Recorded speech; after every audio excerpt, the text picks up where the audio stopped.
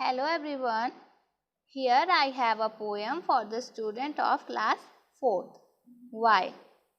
Here I cover the explanation of the poem, new words, question answers and practice exercise in it. So let us recite the poem. I know a curious little boy who is always asking why. Why this? Why that? Why then? Why now? Why not? Why by? The by. He wants to know why wood should swim, why lead and marble sink, why sun should shine and why should blow, and why and wind should blow, and why we eat and drink. He wants to know that makes the cloud and why they cross the sky, why shrinks the sun behind the hills, and why the flowers die. Some of these why are not too hard to answer, you will try. Others no one ever yet has found the reason why. तो यहाँ पर हमने poem को recite कर लिया है. So let us see the first paragraph. I know a curious little boy who is always asking why. Why this? Why that? Why then? Why now? Why not? Why by? The by. In this stanza, the poet says that he knows a little boy who is very curious. He is always asking different questions about anything. मतलब कि यहाँ पर poet बोल रहे हैं कि मैं एक ऐसे क्यूरियस बच्चे को जानता हूँ.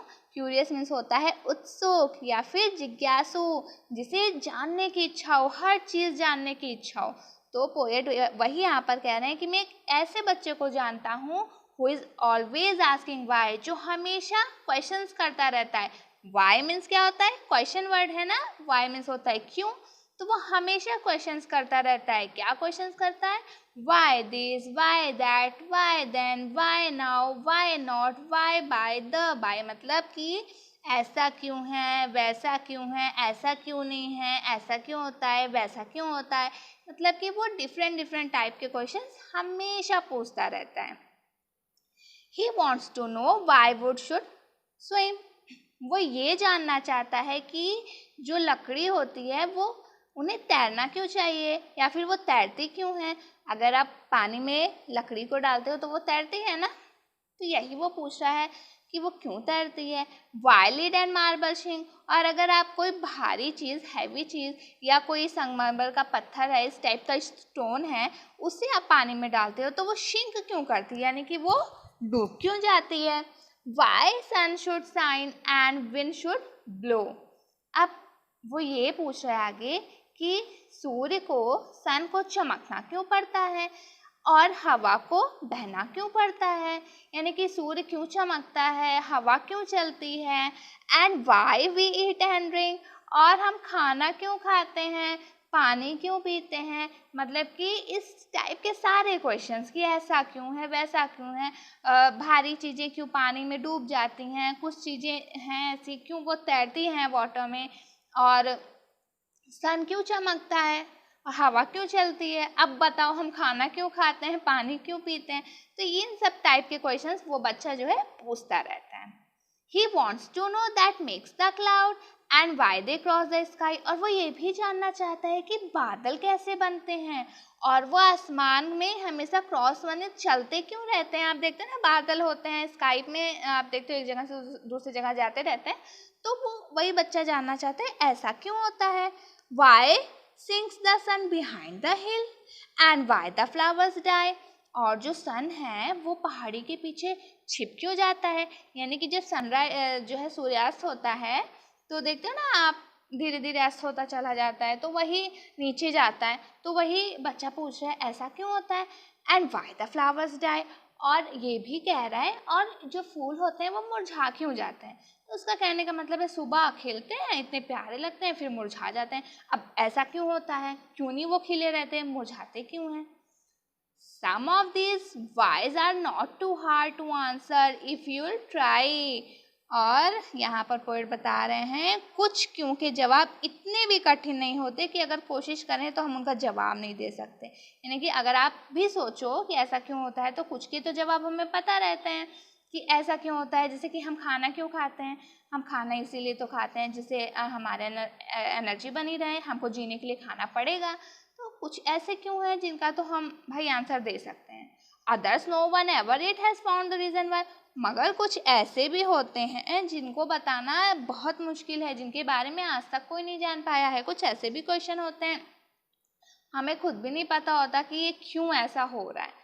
तो यही पोएट यहाँ पर कह रहे हैं ये जो बच्चा है वो बहुत इंटेलिजेंट है, क्योंकि अगर किसी की भी अंदर जानने की इच्छा होती है किसी भी चीज़ को तो वो इंटेलिजेंट ही होगा, क्योंकि उसे हर चीज़ जाननी होती है।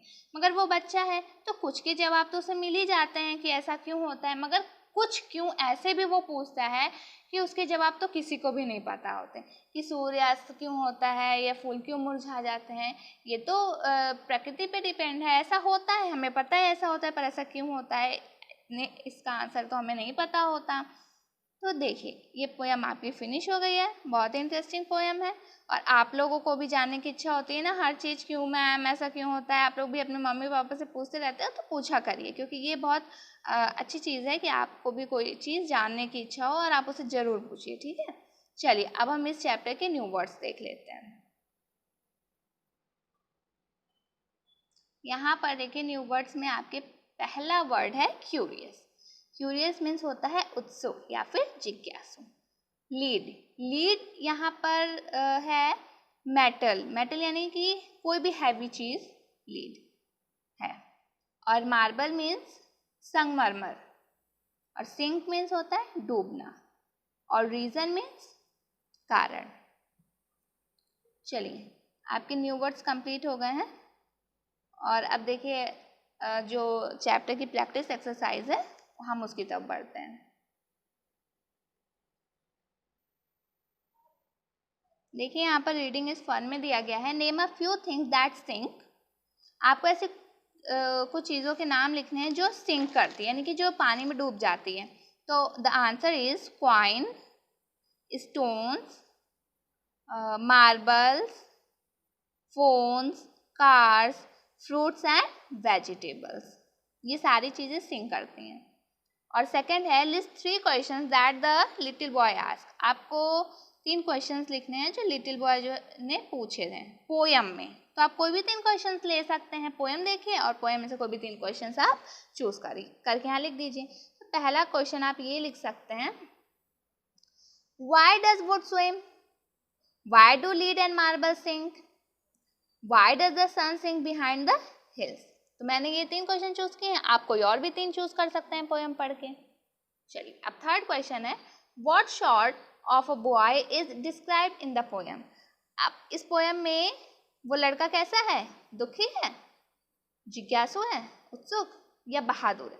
तो इसका आंसर होगा बी, बच्चा कैसा है, बहुत ही क्यूरियस है। तो इसका आंसर क्या हो जाएगा, बी हो जाएगा इसका आंसर। अब देखिए यहाँ पर लेट्स टॉक में आ जाते हैं। यहाँ पर है कि Ram is a curious little boy, he is always asking questions, one day he came home and asked his grandfather questions like.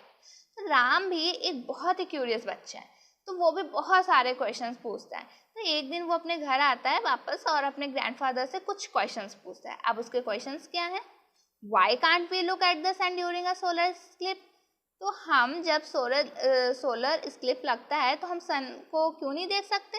तो इसका आंसर आप लिखेंगे, we can't look at the sun during a solar eclipse because its light gets very strong and it can make us blind. ना उसकी light बहुत strong होती है और उसकी लाइट से हम अंधे भी हो सकते हैं, इसलिए हमें कभी भी सोलर इक्लिप्स जब भी लगे तो हमें सन की तरफ नहीं देखना चाहिए। अगर देखना है तो चश्मा लगा के देखो, नहीं तो देखो ही मत। Why can't we touch the sun, हम सन को क्यों नहीं टच कर सकते। The answer will be, we can't touch the sun because it is very far away from us. क्यों नहीं हम सन को टच कर सकते, क्योंकि हमसे बहुत दूर है ना, तो कैसे टच करोगे, हमारे पास तो नहीं है। अब थर्ड क्वेश्चन है, why can't we go out to play in the dark. और हम अंधेरे में बाहर खेलने क्यों नहीं जा सकते। आंसर लिखेंगे आप इसका, we can't go out to play in the dark because as we can't see in the dark we can hurt our self. अब रात में तो हमें दिखाई नहीं पड़ता, तो हम अगर रात में घर से बाहर निकलेंगे खेलेंगे तो हम खुद को ही चोट पहुंचा सकते हैं, इसलिए हमें रात में बाहर खेलना नहीं चाहिए। अब आ जाइए यहाँ पर वर्ड बिल्डिंग पे आइए। यहाँ पर आपको कुछ राइम वर्ड लिखने हैं, जिसकी why is the sky. Sky यहाँ पर फिल करेंगे आप, स्काई हो जाएगा rhyming with why. Do you know the colour of blue, या फिर do you know the colour of snow, snow भी फिल कर सकते हैं। Have you found who made the cloud, put the glass in the sink after you finish your drink. तो ये सारे rhyme words हैं, यानी तुकान शब्द, तो इन्हें आप फिल करेंगे। और आगे देखिए, the spelling of these words are jumbled, put them right and make sentence of your own. तो ये जो स्पेलिंग्स है यहाँ पर, ये सारी जम्बल्ड है, आपको इनको करेक्ट ऑर्डर में लिखना है, फिर इन्हीं वर्ड से आपको एक सेंटेंस बनाना है। इससे पहला आपका दिया गया है WOKN, तो यहाँ पर इसको रीअरेंज करके बनाया गया है नो, KNO W। तो यहाँ पर आप सेंटेंस क्या बना सकते हैं, we all know how to eat food, और आप अपने मन से दूसरा सेंटेंस भी बना सकते हैं। अब सेकंड होगा यहाँ पर स्विम, SWIM मीन स्विम, तो इसका आप सेंटेंस बनाइए, dolphin love to swim in the ocean, dolphins love to swim in the ocean. अब थर्ड है हो जाएगा आपका lead, LEAD, lead is a very heavy metal. फिर आपका हो जाएगा marble, MARBLE, the Taj Mahal is made of white marble.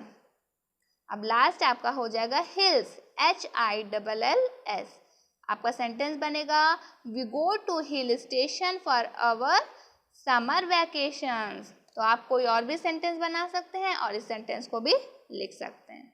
तो आप एटलीस्ट दो सेंटेंस बनाइएगा, जो मैंने बताया उसे भी लिखिएगा और अपने मन से भी सेंटेंस बनाइएगा।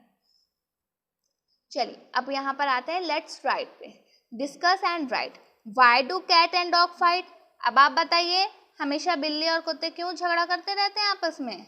चलिए आंसर देखिए, both cats and dogs love milk, they usually fight over milk, also they are fearful of each other and hence fight.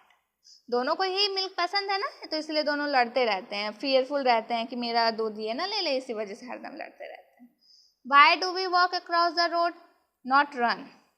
हमें सड़क को कैसे पार करना चाहिए, आराम से चल के, ना कि दौड़ के सड़क को क्रॉस करना चाहिए। ये सड़क पर चलते समय भी हमें आराम से ही चलना चाहिए, दौड़ कर सड़क पे नहीं चलना चाहिए।